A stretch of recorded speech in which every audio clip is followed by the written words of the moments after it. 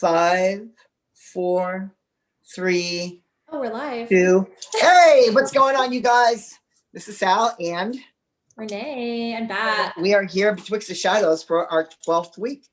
I know. Can you believe it? We're already just so deep into the project, I feel like. We are at 12th week, and we're like 5 weeks into Skyping it. Yeah. Hopefully we can be recording in person soon, but we have to respect the COVID. Completely. So, so what's going on with you? We didn't get to see you last week, so why don't you catch us up? Not much. Just there's, the new year, but it doesn't really feel like a new year. I feel like today, like the thing that is occupying my thoughts more than anything was how crazy that was at the Capitol today. I mean, yeah, that was intense. I couldn't even, and then I was trying to think about like what was happening astrologically. But Mars, which is like the planet of aggression and passion, was switching signs over into Taurus. So it was like in the last degrees of Aries, switching over into Taurus today. But when I was thinking about Taurus energy, it's like you're putting physical force behind what you feel passionate about in a lot of ways. So I just thought it was kind of interesting. So are you seeing a lot of correlation between the astrological forecast and what's going on there today? Yeah, I mean, I definitely let me pull the chart for what was happening today, because I haven't even reviewed it since this morning, but we had an opposition, it looks like. Mm-hmm. Or no, we're going into an opposition. Sorry, we didn't have one, but we had like a square happening between Neptune and the North Node, which could cause some frustration, or it could cause some delusion, just because Neptune is basically illusion and deception, and the North Node is sort of like fate. So I feel like we had a lot of people who were delusional about their, ability to change the outcome of the situation. We had, I don't know, to me, the biggest thing is really just that Mars switched signs into Taurus, because that's just a shift in people's aggression. It's a shift in people's action. Mm-hmm. It's a shift in the way that people are going to be moving. Tomorrow, I think that we're going to see probably some more unpredictable stuff going down, just because the moon forms an opposition to Uranus, and the moon is sort of like emotions, and Uranus is the wild card. So I do think that people are going to be feeling like they're, acting up still. And I think that, people are also going to be feeling like justice hasn't been served on both ends of the spectrum, because if you look at it from, the Trump side, they think that the election was stolen. And of course, crazy Trump in his speech said it was stolen, which I can't even, and then on the, on the side of the Democrats or the left-leaning group, if we compare the reaction from the National Guard in this situation to the reactions that have been happening during Black Lives Matter protests, that double standard is so blatantly obvious and offensive and horrifying. I mean, if a Black Lives Matter protest occurred at the Capitol building while the vice president was there, there's no way people would have been getting shot. It would have been crazy. They're gonna roll. Yeah, it would have been crazy. So I definitely think that people are feeling really let down by that double standard, and what's going to be, what the outcome is with the people who did vandalize property. Are there going to be arrests being made? I see in the astrology for tomorrow that there's going to be a lot of feeling like justice isn't being served. We don't trust authority, that we're feeling let down by the government now. So it's just tense times. And I think that, there's going to be more stuff happening throughout the month. So how's the forecast look this week, regardless, outside of that? What's going on? So I was going to talk about the new moon that we have coming up. It's coming up on the 12th. Yay.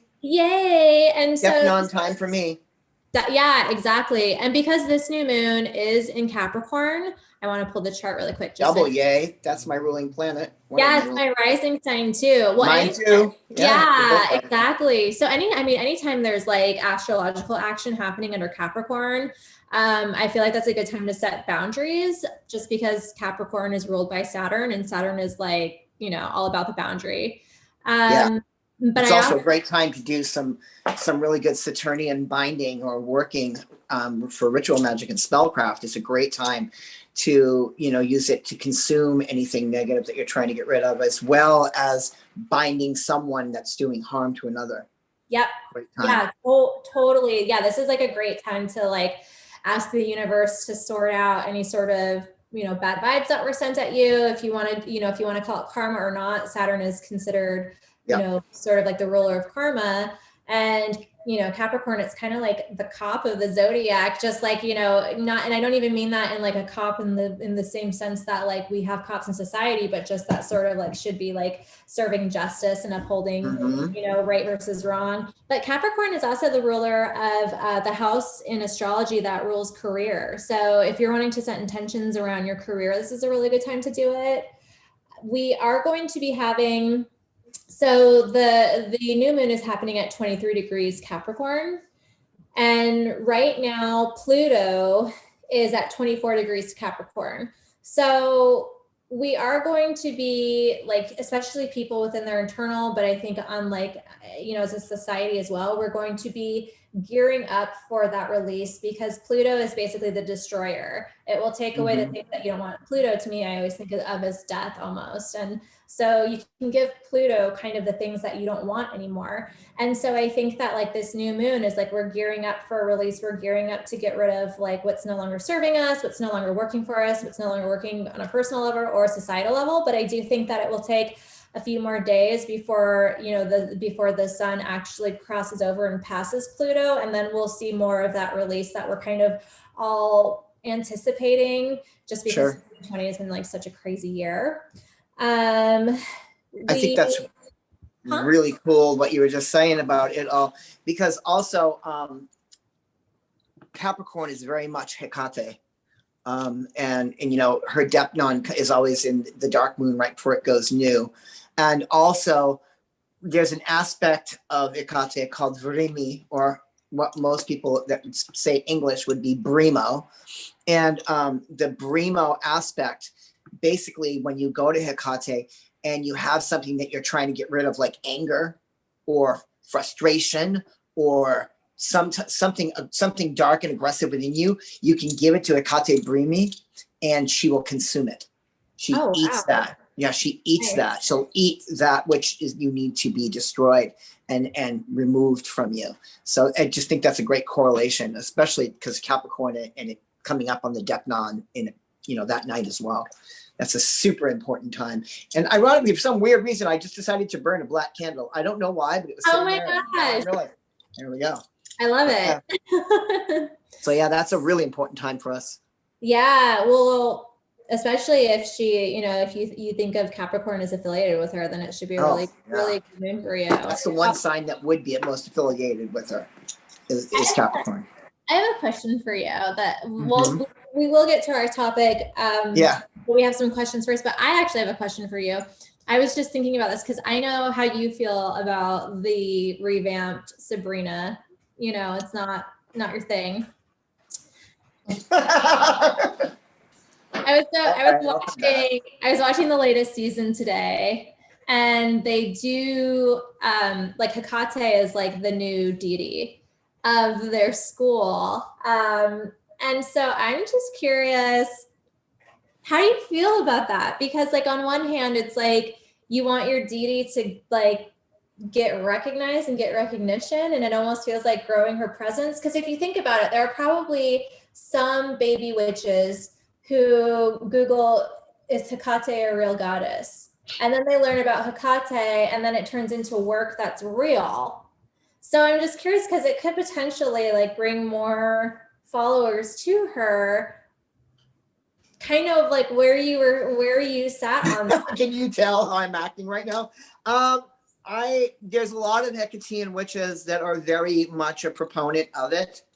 I am not that person. And it's not that it's just Hecate. Hecate obviously is my mother, and she's who I honor and live by.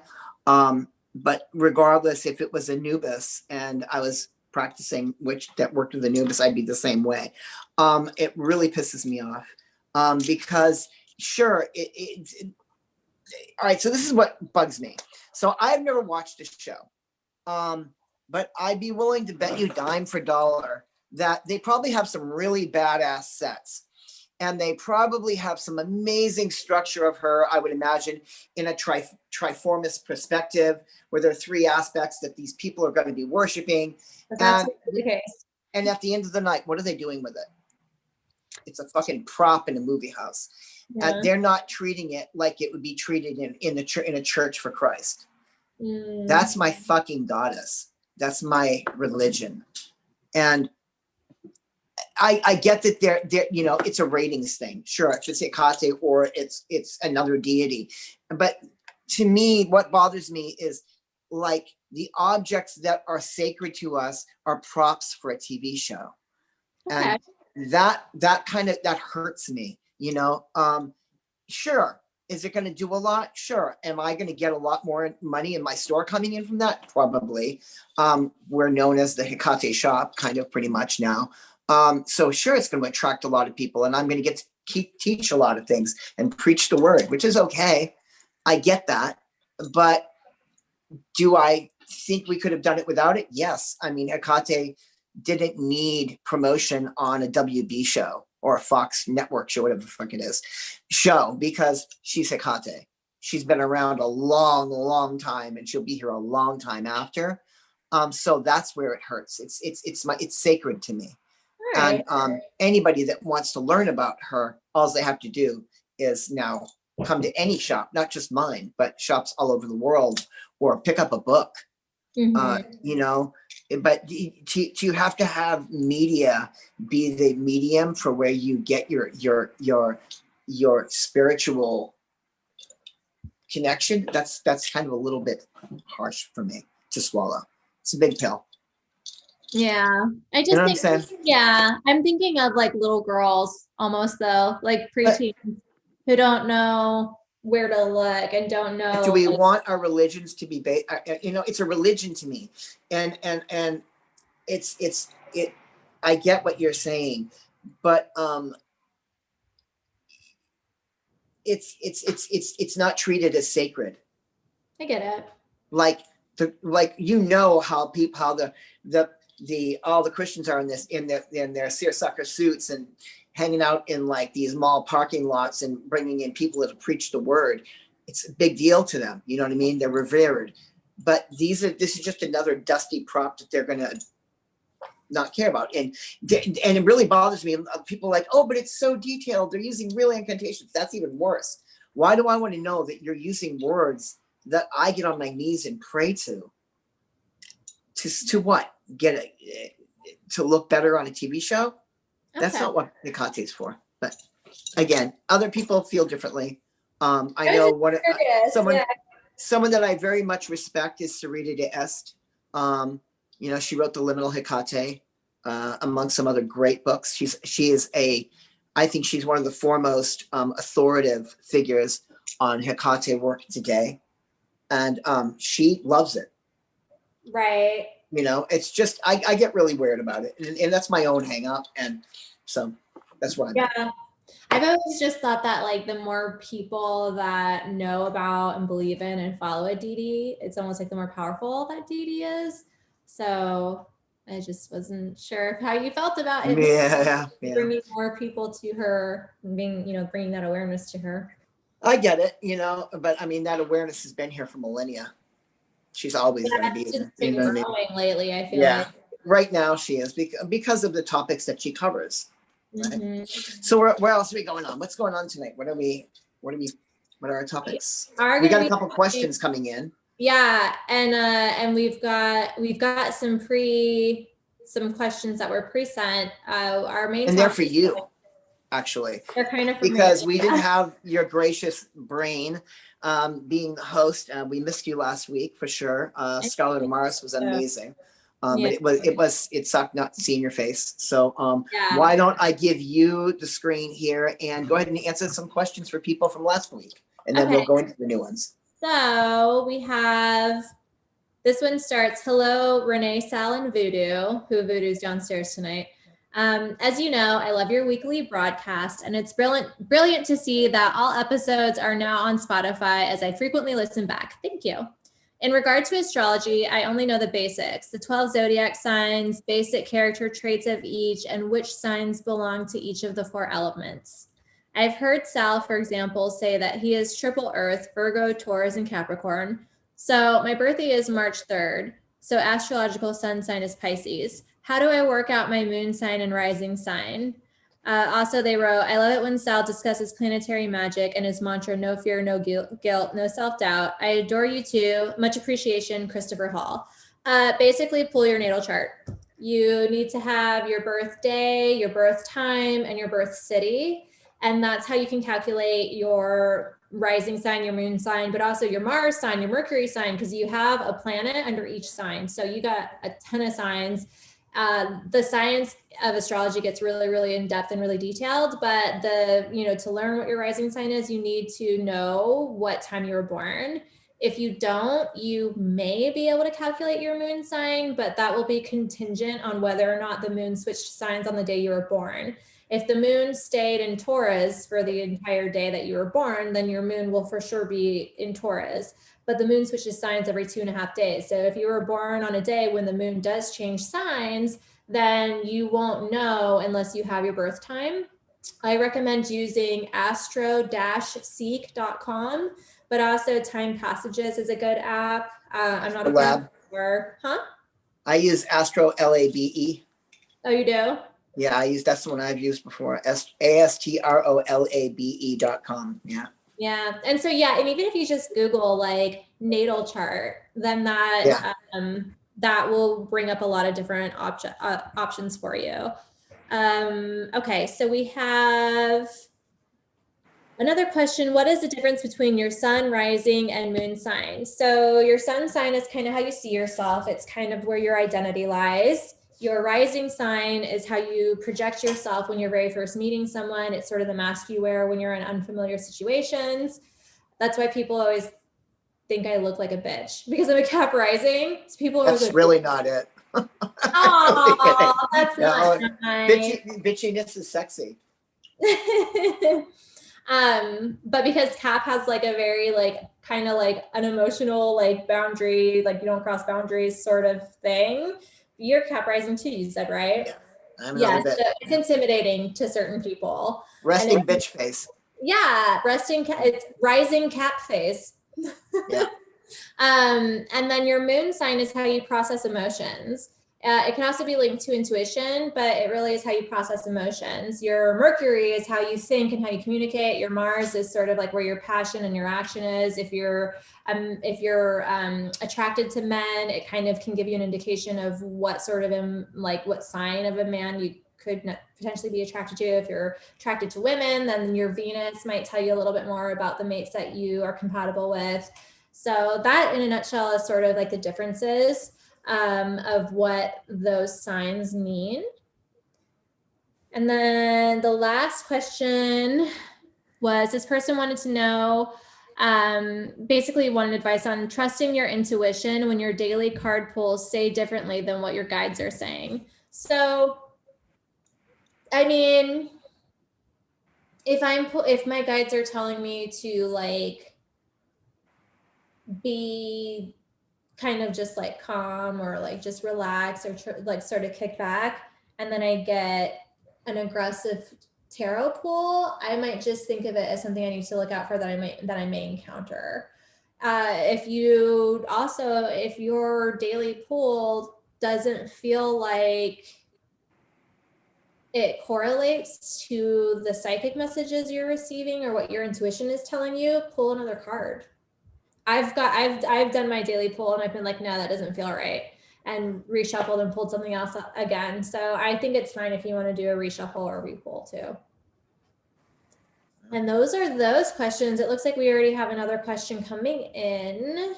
Okay, I'm going to look to let me go to them. They're right there. We've got chat. I've got two. Nadia Romanov is an awesome, she's one of our regular guests and a great person. And I know she works with Hecate, which is awesome. Hi, Nadia. Thank you for checking in with us. It's good to have you here. Her birthday is coming up on the 17th. Do you have any ritual suggestions? This year has been obviously draining, and I really want to kickstart my year best as possible. Hecate is calling out to all of us. So what are your thoughts on that? I mean, anytime, I don't know, whenever I have a birthday, I'm always just trying to think about what I want to achieve in the year ahead. So I usually just set goals or set intentions. But I feel like it just really depends on what you're needing in the moment. Are you needing to leave something behind? Are you looking for a rush start? I've actually had birthdays where I did a rebirthing ritual where I just wanted to leave like all of my baggage behind and sort of reinvent myself. And I took a bath, and almost like you would be baptized, I like dunked my head under the water like I was cleaning, like I was being born again almost, but like in a witchy way. So I think it just depends on what it is that you feel like you're needing.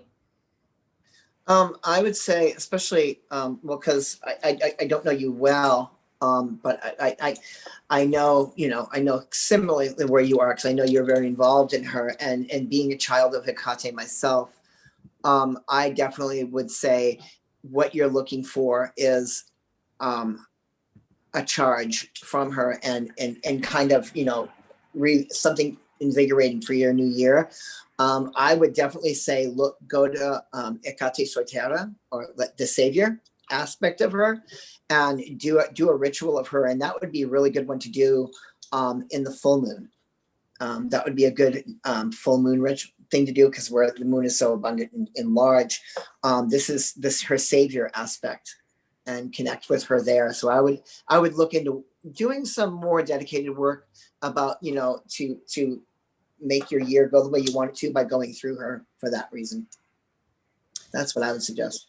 I would also, because I was looking at the astrology of that day, and there is a moon. The moon is going to be aligning with Neptune, which, like, the moon can be intuition and Neptune is the dream world, and it's happening at 1 a.m. that day. So the day before you go to sleep, I would almost try to do some dream work where you like ask for a message in your dreams or ask for clarity or guidance. There is a little bit of weird astrology happening where it can be difficult to find clarity in your path moving forward. So I would almost ask for your guides to come through in a dream to provide you with clarity. And then as soon as you wake up, you're going to have to write down what you dreamt about, because you can lose the information really quickly. So, if I'm just looking at it from an astrological point of view, I think that that's the most interesting aspect happening that day. But it's at 1 a.m. So again, the night before you go to bed, I would set some dream intentions, drink some chamomile tea, spray some lavender on your pillow, put some amethyst or even quartz in your pillowcase, and then rock and roll in the dreamland. Yeah. So the next question we got is from Pan, who was in here earlier. And I think his first thing was actually a statement. He is saying, like, from what he knows, anytime a popular show uses goddesses or gods, it's quite trendy. Much like how they use Ganesha for like new age shows, or in that type of environment. They're always picking the Ganesh because it just seems like I can see what they're saying, because, oh, it's Ganesh, it's sweet, it's passive. It's not actually, is it? It's very mercurial. But also, what are your thoughts on how they dumb down the gods and goddesses like Hecate, Ganesh, Kali, Shiva, and for things like television shows? I think they do that, and they do it in shows, especially, and not to get all harping on the goddess I work with. She's not my goddess only, but Hecate, in a lot of stuff, they make her look like she's bad. And they're like, she's the bad deity, she's the one you fear, and sure, she has all the gods and goddesses have fearful faces, but they also have loving faces. And I think that is one of the main screw ups. And somebody then just responded saying Shakespeare is to blame. That is absolutely true, especially when it comes to Hecate. Pretty funny.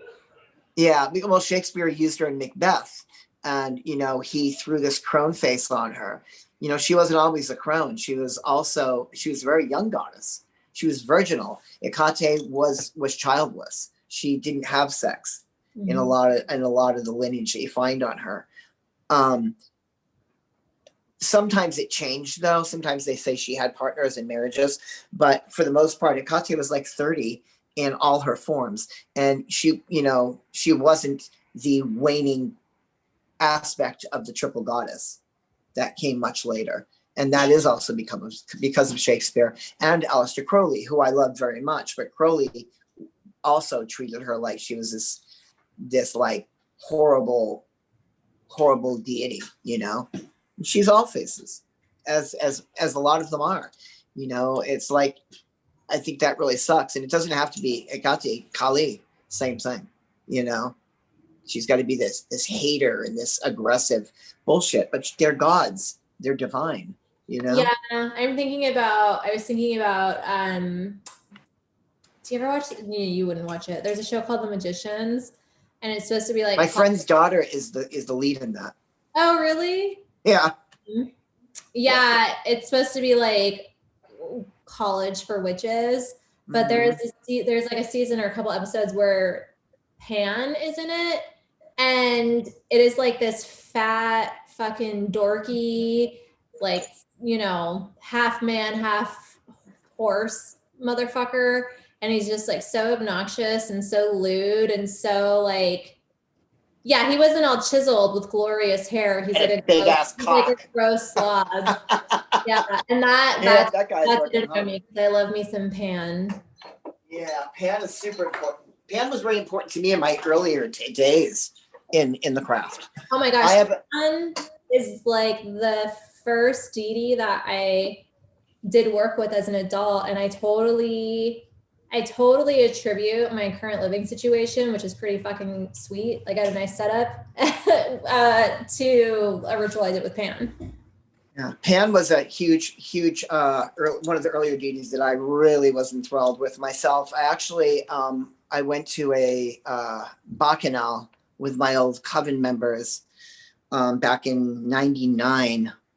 And I dressed like him, and I was it was amazing. I had this amazing satyr costume that was made of actual sheep's fur on the legs. I stood 10 feet tall in this thing because it had elevator lifts on them.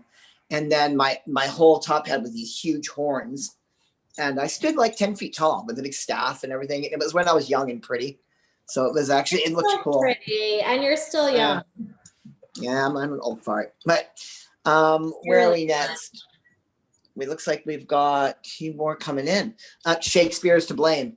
Grace is saying let's step forward. Why don't do we have any more?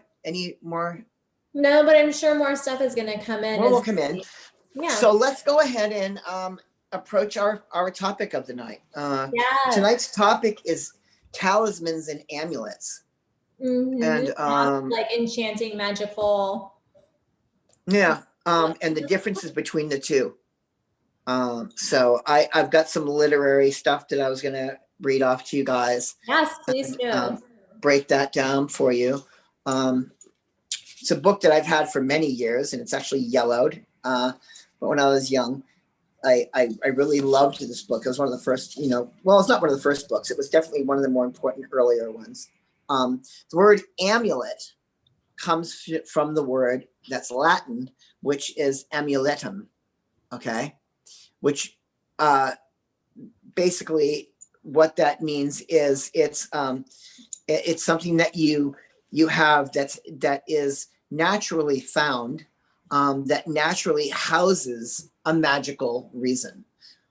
A lot of people, when you got a clover and you press a clover between a book, or a horseshoe, or for luck, there's certain natural elements, certain stones that had certain totem aspects to them. An amulet can be anything from a small seashell to a colored stone, a root, a diamond ring, or an old horseshoe. It's its most important quality is its alleged power is to safeguard the owner from harm and bring them happiness, good luck, etc. This power has been subject of many theories and controversies. Some claim that the amulet has magical powers, where other people believe that it's a psychological aid that a person connects to. So I thought that was a really cool way of connecting it. So when you're thinking of your amulets, these are things that, like when you come in the store and you're buying a black stone. The black stone is Saturn, so it's consuming negative energy. This is something that you don't really have to do much to. People want to cleanse them and clear them off once in a while because there's a bunch of yuck on them. That's totally valid. But as far as it being, it's definitely a natural thing. It's not something that you have to create specifically for that. Now, the other word that we're throwing around tonight is talisman. Talisman comes from, actually, I'm so sorry. It's from the root word teleo, and teleo means consecrate in Greek. So a talisman is a specific object that the magician or witch creates specifically for an intent, invokes the energy into it, and when it's done, they destroy the object. The talisman is not permanent. The talisman is something that it's a housing that's temporary, and it's used for a specific amount of time, and it usually it's like almost like food in a fridge. It has an expiration date on it. Yeah. And that, this is where it's important.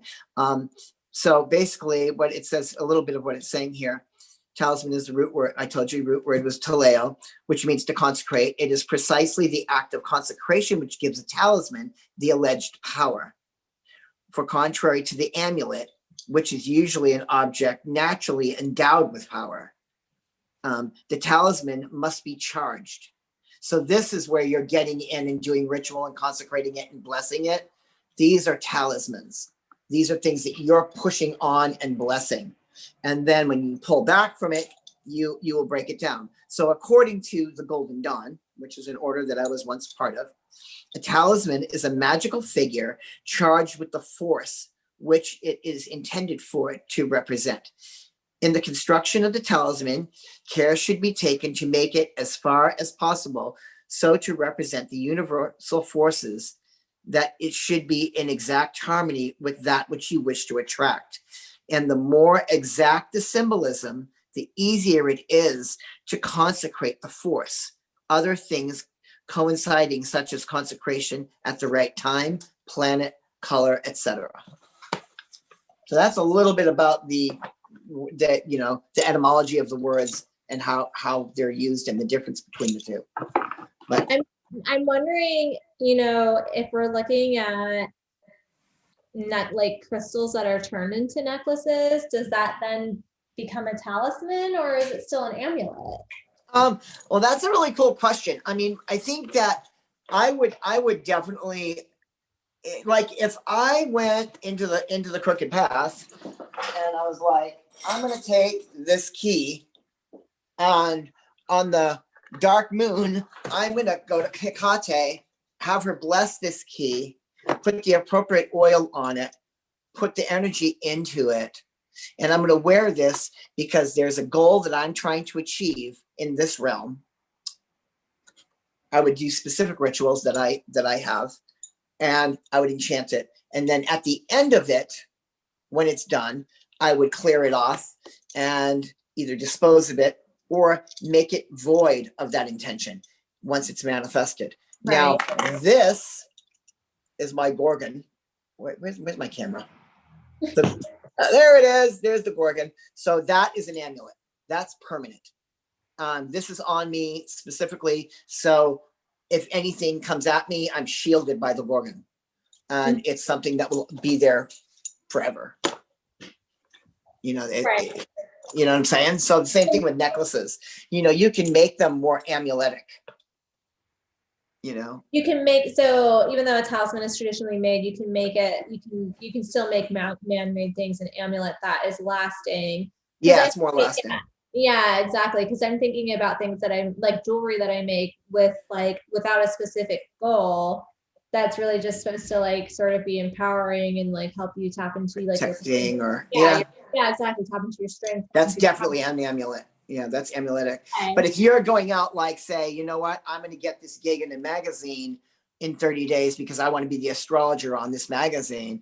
So I'm going to create this sigil, and it's going to empower the work to get that done in the ritual that I'm doing. When you're done, you destroy that once you've achieved what you're trying to get. Or clear it. Yeah, it's an egregore. Yeah, yeah. So no, I think about that because sometimes I program quartz where I'll just take a piece of quartz and I'll basically like hold it during a meditation and let the quartz like sort of like suck my visualization in, you know, into the quartz, and then I'll carry it until it happens, or you know. That's talisman. That's like a talisman. And then I start voodoo scratching at the door, but then I'll clear it out or I'll bury it. So that's like a talisman, you know. So that is, so basically it's something that you're using for a defined reason, and then once it's done, you put it back, or you take it, break it down. Because this is the thing with poppets. Poppets, you know, is just another form of it's almost talismanic. You know, when a magician or a witch creates something like this, we are taking on the aspect of God or goddess, because we created this. It's like Dr. Frankenstein's monster. That was his creation. In the end, he had to put it down. Right. And that's what we do with egregores, right? Or talismans. We just got a question on that. The same thing, yeah. The questions we've got. Christy asks, can you give instructions on how to enchant a key like that? I've had a key that I've been wanting to enchant. Seeker 776. I will get to that, Christy. Give me 1 second. Just reading the other one. So the second question is, with talismans, do we have to destroy or decharge them after we charge them? For sure. If it's a talisman, yes. You should always be responsible and break it down after you're done. If it has a specific finite goal. Yeah. Otherwise, it's more amuletic. Christy, so you're asking me how to charge a key like that. Well, one of the things that I would do specifically is I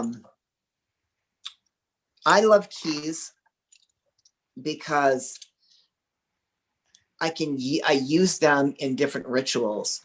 You can take the key, and what does the key do? It goes into a lock that you turn, right? Turns the tumbler in the keyhole. So whenever I'm enchanting, I have a key that is blessed through Hecate by my hand with certain objects. And what I do is I take that, like if I'm doing work, especially outside, whenever I do Dapnon, I take the key that I have and I push it into the earth and then turn it. If I'm writing a petition, I pierce it, then turn it. You know, these are lessons I got from my teacher as well. But yeah, as far as consecrating it, I don't know who your deity is or who you're working with, but I mean, every one is a little different, and I'm only speaking from the Hecate perspective. But I mean, for her, I would definitely do it in the dark moon, and I would put specific oils on it, Hecatean oil.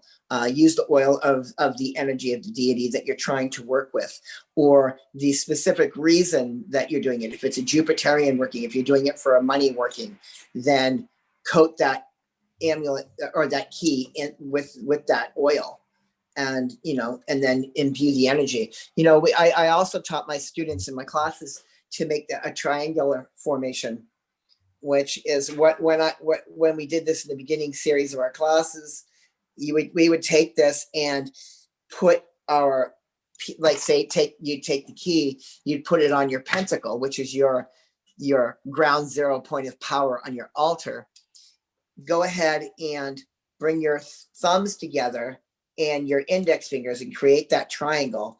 Bring it up over your head and pull in. Imagine from north, south, east, and west the colors of the four quarters, which are obviously east, yellow, green, north, blue, west, and red, south. Imagine a swirl of those colors over your head, and then have them come down and into the triangle, and then bring the triangle over the object on the pentacle and push those elements into and imbue it with that power that you're harnessing of the elements. That would be another way of doing it. Yeah. So I mean, I could go on how to do that. These are just little ways of going about it. I usually will put like throw it on my altar too, and light some chime candles. Yeah. And let it, let the candles sort of power it up a little bit more too before I start actually using it. For sure. And I think that people, amulets have been around for a long time. They can be as silly as like a red flannel bag with a nickel in it, tied up and stuck in your pocket. And as long as you've got that with you, you've got luck. But you've seen people. I've seen people like, oh my God, where's the button that I always carry with me every day? Yeah. That stuff's real. Crosses, like Christians when they wear their crosses. I think it's the same. Oh yeah. I mean, you never see me leaving without my stuff like that. And I don't want you guys to confuse your religion, your tools. Pieces like this, like I was discussing with you guys a couple weeks ago. I mean, this is on me every day, every night. It goes on me on the shrine when I go to bed. These are more than amulets at this point. You know what I mean? I mean, they're straight up religious objects. They're like the crucifix to a Christian, which is amuletic. It really is. But I see them as just more than just a stone that I carry in my pocket. It's a sacred religious object to me. I like that when you were reading from the book, the amulet said that, or like it said out in the amulet said it could be that the amulet itself doesn't have power, but it triggers something within your psyche that because I always say that about crystals, like you don't know if it's the crystal with the power or if it's a placebo effect, but as long as it's working and it's doing what you want it to do, like why question it? Why question the work? It's true. We've got another question coming in.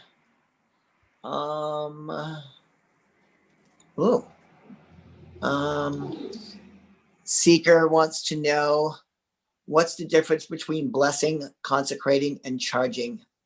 Wow. Do you want to go first? Do you want me to? I mean, I think that like blessing and consecrating to me seem very similar. Consecrating may have a little bit more of a specific intent. And then charging for me, this would sort of be like if you feel like, you charge it up when you very first do it, like you're adding powers to it, you're trying to energize it, you're trying to help it generate its cause. But I think that like charging could also be that you've had it for a while and you're still wanting it to do the work, but you feel like it needs a little bit more love and a little bit more attention. So you want to sort of like recommit to the work that it's supposed to be doing. That's kind of what I would say charging would be doing. And then I also think that blessing could also sort of be like when you're asking for that sort of like other help, the help from beyond the veil and from the other side. So that's kind of how I would break those things up. For me, especially, background in ceremonial magic, I'm going to take these out of the way you wrote them, but consecration. So consecration, the act is taking a space or an object and literally removing anything on it that is mundane and that could be somewhat damaging magically. So you're consecrating it. You're now imbuing it with the energies that you're imbuing it by consecrating, clearing it. Okay, you're clearing it all off. Charging it is now that you've cleared it off, you're going ahead and take the specific reason that you have this object, and you're charging it with the energies that are needed to make that action happen. Blessing something is usually by divine hand or through the divine, which is what Renee said. It's, in my case, Hecate coming down, and when I call her in, having her come in and lay down upon this with her hand and giving it the basically quality, the seal of approval. So the blessing is doing that by your deity. The consecrating, again, is clearing off any mundane energies, and charging is giving it the power to make it the object that you need. Mm-hmm. Definitely. That was a really good question, by the way. I like that. But yeah, so charging is super important. You're to charge something to really bring up that energy. What's it going to take to get that energy to work? Now you're going to start pulling in. Are you pulling off your guardians to get that specific one? Like you're feeding the tool. Yeah, if you're getting, if I'm going to charge something with, like I want this tiger's eye. I need to. Sorry, Siri. Say I want to charge this stone because it's tiger's eye, and tiger's eye is going to help make clarity in my intellect.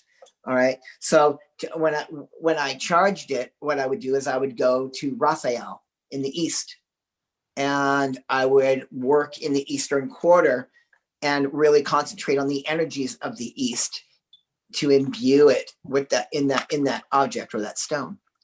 So that would be the charging point. But first, what I would do is you consecrate. It's just like when you're creating a magic circle. You're like. What do you usually use to consecrate an item? It depends on what system if I'm working in specific systems. Like when we do consecrations in witchcraft, especially the witchcraft space, we usually we usually consecrate with the 4 elements. So you're using air, earth, fire, and water.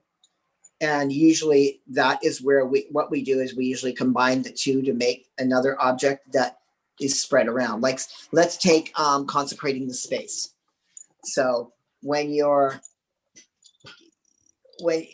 got your ritual space going, you will take your pentacle again. You've got it in front of you. You will go ahead and bring in the vessel with some water, and you'd exercise it, clear it out, remove it off. Then you'd bring in salt, which is the embodiment basically of the earth. And you clear that space out. Then you remove it, you bring in your cup back in, and you're combining the salt and the water in the vessel. And then you're walking around the room and spritzing the room with what you've consecrated and blessed, thus cleansing the space with those 2 elements. The next thing you would do is the same thing with fire and air. So you'd exercise the fire, and then you'd cleanse out. You'd exercise the fire with by that being the charcoal. Okay, and you exercise it out, clear it out, put that off, bring in your incense, the actual product. Mentally, do you clear it out with words? Words. They're incantations. They're words that usually every group has their own version of them, but they're basically, one of the tried and true. Like if I was in front of the altar right now and I'm working on fire, I would go ahead and take my charcoal, put it in front of me, put it on the pentacle. Everything is on the pentacle. Pentacle is ground zero. So you'd come in with your athame because it directs energy. It's aggressive. You're coming in. I exorcise thee, O creature of fire, of all hindrances and malignancies in the spirits of the world of the phantasm. So you're pushing it out. Then you're removing it. And then you're coming in and you're consecrating with you have a different poem for the the air aspect.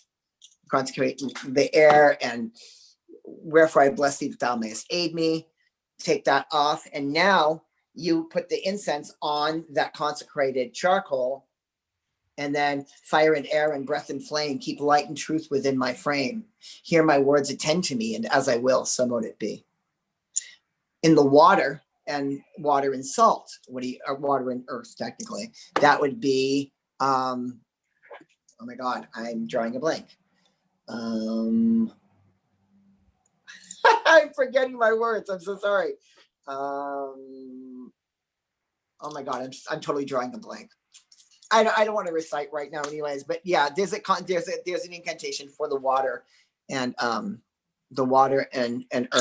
and the fire and the air. Now you've consecrated with the 4 elements, and once that's done, you've got a space that's set up. So I don't know if that answered the question or. Yeah, I think so. Yeah. Why do you think that rhyming is so common in spell work? And that's a really excellent question, because I don't rhyme in spell work usually. Probably because I'm not a lyricist. I mean, as much as I love singing and being in bands and singing and stuff, I suck at writing lyrics. So I'm definitely not gifted. I think the people that are gifted are great with it. But I think limericks and lyrics are super important, because when it creates timing and signature, which is battery. And what is battery? Battery is a way of connecting to the ether. It's resonance and tonality and saying things in repetitions. Fire and air and breath and flame keep light and truth within my frame. You know what I mean? It's just like the witch's rune. I mean, have you ever done the witch's rune? So, oh, darksome night and shining moon, I hearken to the witch's rune. East and west and south and north, be here now, I call ye forth. Wand and sickle, scourging blade, be here now, this charge is made. So, and this is part of the witch's rune. It goes much longer than that. That was just a short section of it. But when you say that, and you've got people going, darksome night and shining moon. Yeah. You get that whisper, you're getting that. Yeah. That stuff is happening, and even in my private practice that I'm working right now, that is really badass, by the way. Sorry. The smoke is going down into the bottle. Oh, I think that's the bottle I gave you guys that rose in. It is. Yeah, it is, with the flower. I'm using it as candles now. But it's dripping. Yeah. I'm so sorry. I don't mean to stop our show, but look at the smoke dripping into really that. Cool. That is really cool. That is really cool. And there it goes. But yeah, I think that's very important. But for me, it's not so much the sound that the rhyming that does it for me. I want to invoke power into my words. So if it's like this, Jill is going to get that job to get her new house. And if I'm doing that working, I'm building up emotion and power. So when I say those words, they're really strong. So if you can't rhyme, your petition of intent is your incantation, and it's you just say it over and over. And maybe again, you're not a good rhymer, but Mary will be with Jim for eternity, So I would be like, Mary will be Jim for eternity. Mary will be Jim for eternity. Mary, Jim, eternity, forever, forever, forever. Mary, Jim, eternity, forever, forever, forever. And then you start building and building and building, and before you know it, you're yelling. It's the same thing as it being lyrically rhyming. It's charging stuff. Words are powerful. Yeah, and we know that. Somebody just asked us a question. Let's see. It says, will you guys have a discussion later on about the magical tools like wands, alchemies, chalices, and pentacles? We kind of did that. I would do that again in a minute, man. I was just gonna say there's a bear shit in the woods, because that's my favorite. That's my favorite thing to talk about. Yeah, I can talk about its affiliations in the tarot, because it is part of the tarot. It's really amazing. What's really amazing about that, though, and I think this is a great thing to discuss in another episode, is they don't match. I know you said we were talking about that. Yeah, that's just such a trip. Yeah, you said that alchemy is your will, But in Wheel. tarot, it's your thoughts. Wheel of And Thoughts. the wand, Athame is well, we're talking about elementally, because elementally, it's air. and so what are stabs or wands? Wands are fire. There you go. That's why it's reversed. Mm-hmm. In witchcraft, the Athame is fire. It's the only. There's very few. I think there's two elements. There's two tools, maybe three, that are dual element. But Yeah, and so yeah, another thing that was weird that I've noticed that we have like different views on which elements are affiliated with which corners. Because I think you said north you affiliate with earth. yeah. I've always affiliated it with water, and the text that I read about it was because when you get to high elevations, water sort of like collects and freezes, and then south is fire because when you get closer to the equator, like because we have the ice caps in the north, and then towards the equator we have like heat and the jungle, the rainforest and stuff. This is actually a topic for a lot of different schools of witchcraft. Those are two actually opposing factors in witchcraft that I believe, and I don't mean to quote him, but I believe in the Ked tradition, Griffin teaches. I believe that he teaches it in that system. The system that I'm teaching it, that I teach, is more based around Golden Dawn structure, ceremonial magic, which is set up in the way that I explained it. Right. But the wand, yeah, but definitely the wand. I mean, the Athame, whatever you want to call it, Athame, Athame, Atham. People have different names for it. The blade is dual element, so it's dominant, because the main reason we have an Athame in witchcraft is it directs dominant energy. It forces energy. It's not a passive tool, where the wand is more gentlemanly or almost respectful, where the blade is like, do what I'm telling you to do. It's a demand. And so it's fire air, where the wand is just air, But in the system of witchcraft that I'm in now, I use my blade to pierce things and cut things. But in the other systems that I've learned in, you never use an Athame for that reason. But it's not called an Athame in the system that I'm in. An Athame should never cut anything other than air. Mm-hmm. It's just a movement. It's just an extension of hand with a dominance to it. But the witch's blade that I use now, I stab dolls, I cut them, I'll pierce myself with it, I'll cut with it. I'll shove it in the ground. I'll light it, burn it. I'll do all kinds of stuff to it. So it's a different system. Yeah, that is interesting. Yeah, because I always just look at it from like the tarot astrological point of view. So it's interesting. It makes you. I love the tarot point of view and like seeing where people get the tarot from, and how that's built. I mean, nobody will ever know where it came started. No one. No, there's no authority on that. Mm-hmm. I mean, a lot of, of course, depending on who you're talking to, you're going to have a bunch of different answers. Some people were saying that, sorry about that. Some people are saying that, it was a way for kings to communicate. I heard that it was originally the major arcana, and it was actually political gestures in social structures between kingdoms. And yeah, it was really cool. Then I heard that it was also found in Egyptian work. And then I've also heard that it was any ceremonial magician is going to tell you that it's Kabbalistically based, because it covers the 22 paths on the tree of life, which is the arcana. Then you look at the minor arcana and how it's affiliated with playing cards. If you have a deck of playing cards, you have the minor arcana. And so it's also like some of the minor arcana comes from like gambling history and people taking like cards to gamble with, but they didn't start as playing cards. They started almost as like dominoes and like different numbered tiles. Yeah.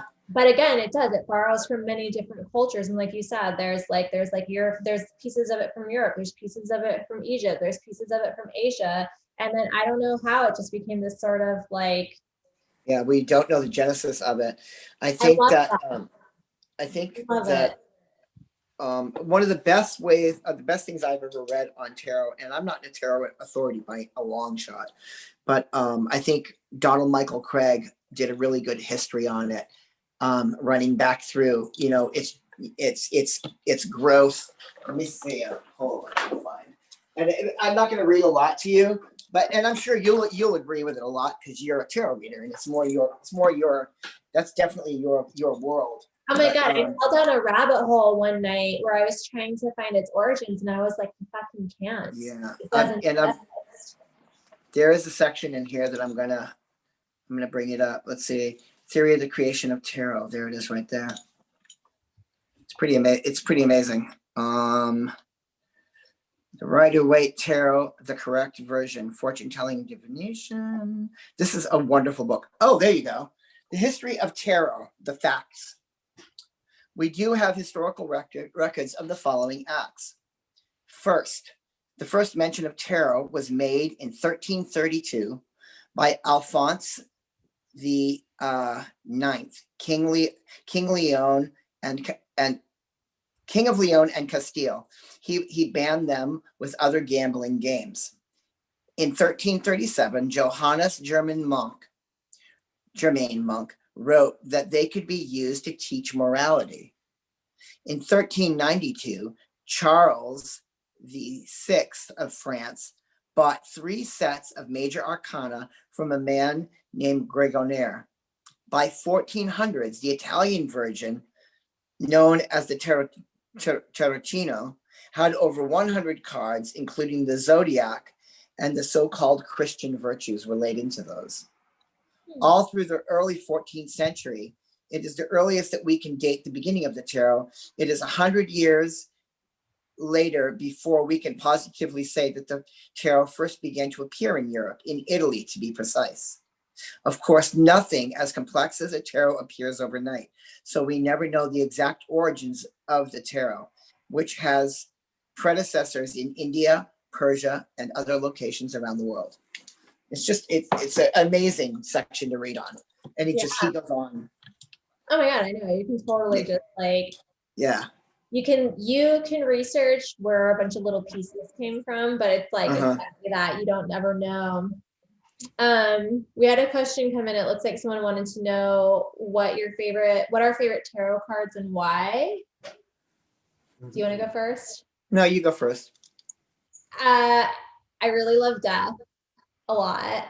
I think that, because death, it means rebirth and it means that transformation, but also because I'm a Scorpio. So that's the card affiliated with my sign. But also I was born in Phoenix, which is basically the same concept of death. And Renee means rebirth. So I have a lot of themes around death and rebirth, just like in my life, just like in how I was brought up. But I also love the High Priestess and I love the Tower sometimes. So it depends on where I'm at. But if I had to narrow it down, I would probably say like Death, the High Priestess, and the Empress are my favorites. I would say my favorite tarot card is the Magician. That's a great one too. See, and then it's like, shit, well, that's one of my favorites too. I remember when I was just about to move to Los Angeles, I went and I got a reading, and I was asking, I was having a reading done. I was asking about my move, and I remember this tarot reader was like, "Oh, you're gonna have a magician come into your life who will open many doors for you." And I was like, "Oh, is it blah blah blah?" Like thinking it was someone that I already knew out there. And she was like, "No, you don't know this person, but there's a magician that's gonna come into your life and open doors." And a month after I moved to LA, I walk into the crooked path, and here we are. That's awesome. I remember you telling me that story. I love that story. I love it too, because I'm like, oh, Sal. So yeah. Sal. That was a relationship that was just born immediately, though. I mean, really our history was awesome, so fast. And so I was just like, she's the one, she's who I need here. And I told Popey that, my wife, that when I got home, I'm like, this is the girl. She's got something. And you were brought to us by our friend Joel, who makes our shelves, because he used to live with his ex-girlfriend and Nina in our building. And he's like, oh, I got this girl. Yeah. Yeah, well, and I was friends with him when I lived in San Francisco.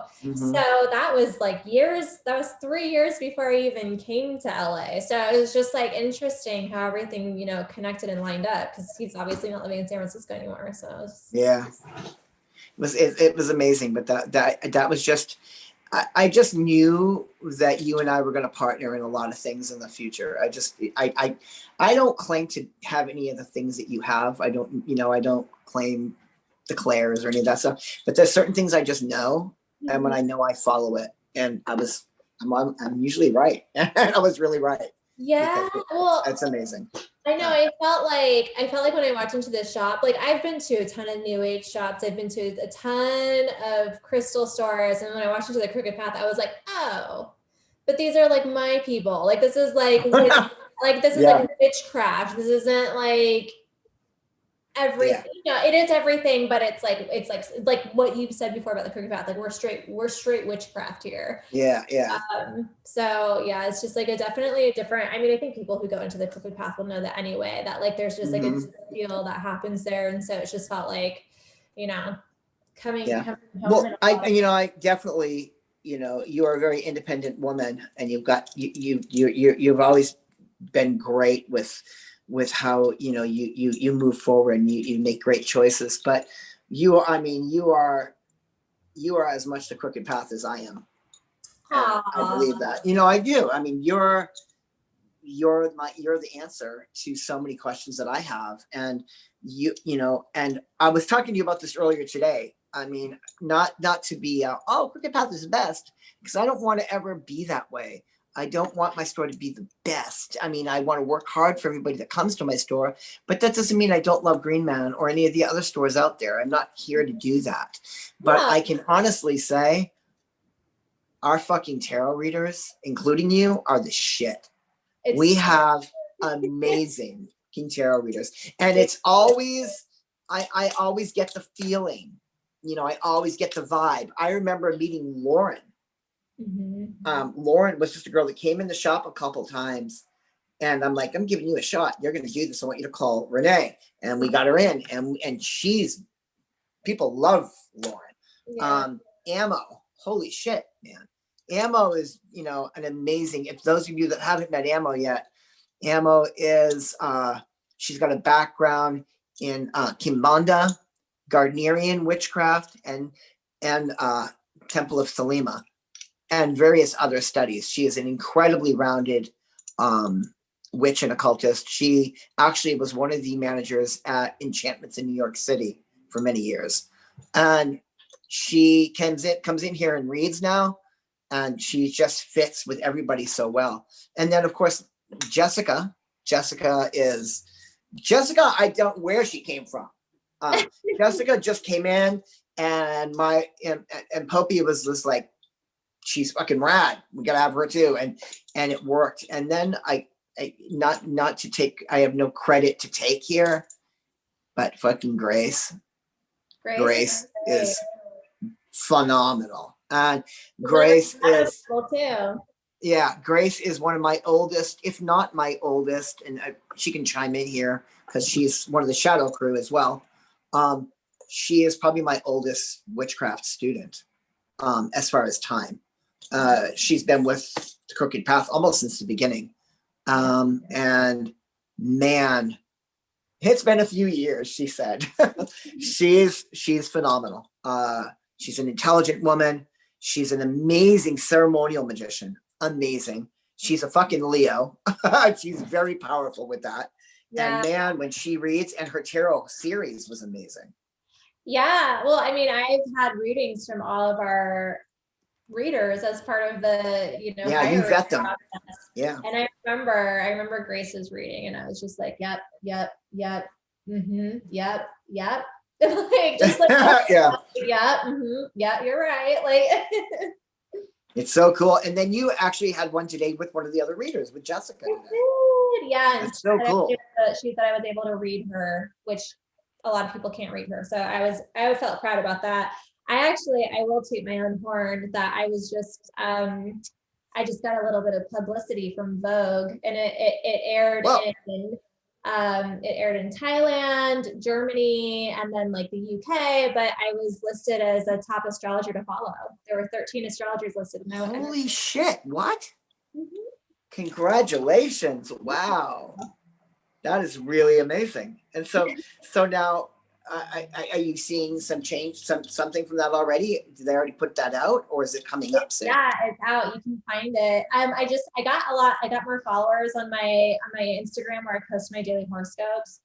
And I think it's just, just gonna hopefully keep opening things up. But it just felt really good and validating because I started learning astrology thinking I would never get good enough to have it be a service that I offered because I was so intimidated by it. And it was just like, seems like a lot of really convoluted information. But that was almost 4 years ago that I started. And I just stuck with my study. And now I think about, well, that was 4 years ago. That's like a bachelor's degree. And so now, I don't know, I feel really good about what I do professionally and having opportunities come my way. Even though I tried, I wanted to be a dancer, I wanted to be a comedian, I wanted to be all these different things. And I started doing this, and it's just like, oh, this is the ease. Like, this is where your opportunities are, because this is like your path. So it feels really validating. It's amazing because, for me, it was like, I mean, what did I do before this? I mean, I'm known in a certain subcultural environment. I worked in the adult world for some years, and I was pretty known in my community, in the BDSM communities of Los Angeles. But once we opened and got going, it changed. I mean, my life is spellcraft. It's so intense, and to getting to sit down with people and explain to them really in depth how spell work works. And someday I'd love to really talk about it more, which is kind of segging into another topic, and that is time frames of spellcraft. Yeah. That's super important because a lot of people out there, when you go to see a spellcaster or a professional person, a professional witch or occultist, first off, there's no school that says you're professional. You just get it from time. But there's no the problem with spellcraft is it's not linear. We don't know when spells are going to manifest. Yeah. Or how they're going to manifest, no matter how good you are. Oh my gosh. Well, and also like the moment when something manifests and you're like, fuck, like now I have all these extra responsibilities, like fuck, it manifested, like now I have to adjust. There's an adjustment period with every manifestation, I think. Yeah. And like all of a sudden you're like, oh man, didn't work. And then all of a sudden you forget. That's why you really got to think about choosing your spells, because you're like, oh man, it didn't work. I really wanted that better job. I did the spell for it. Witchcraft is not working for me. 7, 8, 9, 10 months later, they're still in their job. And all of a sudden within the job that they're in, something happens like, oh, you are now head of this department. And all of a sudden this job comes and goes, ding, ding, ding, ding. A year and a half later, that new job is here for you. You know what I mean? Yeah. Now you're like, fuck, what do I do? That's what I mean.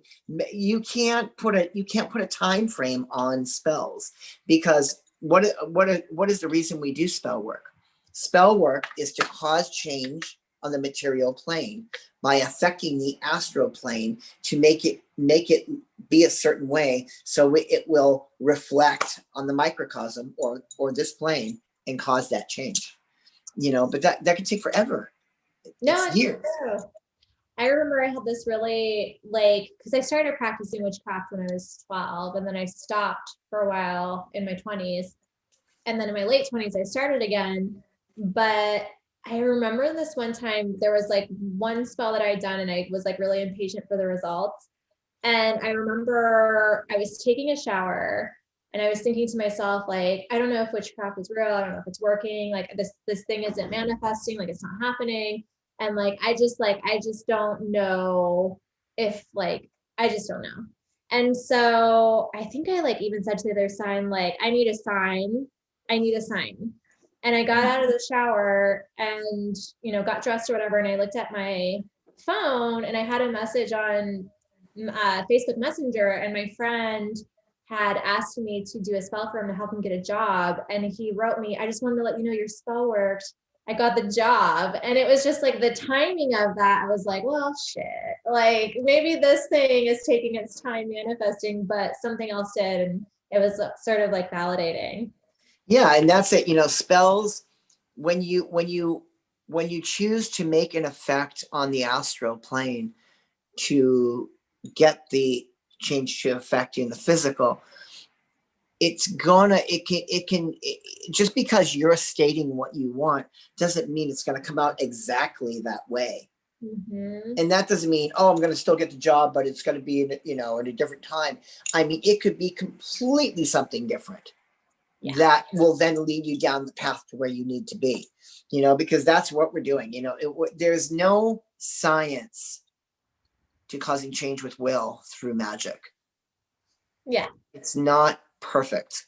And, I have to go, I do like a mini therapy or counseling session prior to anybody hiring me for spell work, because they have to know that once I do my work and I step back, now it's out of my hands. So it's not like, you know what, I'm going to do a spell and here's your money back in 30 days. It doesn't work that way. It doesn't. It's going to keep going. But I know I don't do a lot of spell work for other people, but I will sometimes by request, but I won't do it without a reading first, because I need to see the situation, and I need to sort of look at it from all angles before I'll agree to anything. And even then I usually do like more of an energy work thing, more of a like, this is where I feel like, things are. I'm swimming in it, man. I'm doing more spell work. Like I'm booked for the next week. Yeah, I mean, I'm slammed right now with spellcraft. I'm like, as I'm here with you guys, I'm thinking about the work I have to do over the next 3 days alone. So Seeker just chimed in and said, are you guys ever going to introduce your readers and shadow crew sometime to us in the future? We definitely are going to. We should totally do that. Maybe sometime what we'll do is do a special episode in the future where we can do little micro interviews of the readers. Yeah. And then we can put them up.